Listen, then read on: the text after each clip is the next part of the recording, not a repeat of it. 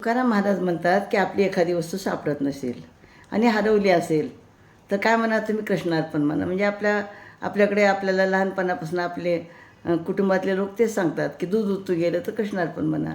म्हणजे हे अध्यात्माची एक वेगळी पद्धत आहे. आणि म्हणून काय म्हणतात महाराज, हरपल्याची नका चिंती, धरू खंती वायाचं, पावले ते मना देवा, सहज सेवा या नावे होणार ते भोगे घडे, लाभ जोडे संकल्पे तुका मने मोकळे मन, अवघे पुण्य या नावे. जर तुमची एखादी वस्तू हरवली किंवा नष्ट झाली तर त्याची तुम्ही व्यर्थ काळजी करू नका.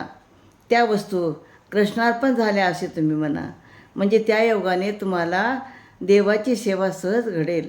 जे काही होणार आहे ते संचित कर्माप्रमाणे होत असते, पण त्याचा संकल्प देवाकडे केला तर सहज मोठा लाभ मिळतो.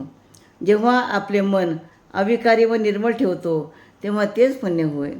म्हणजे आपलं मन कसं ठेवायला पाहिजे? निर्मळ मन ठेवलं पाहिजे, अविकारी मन ठेवलं पाहिजे.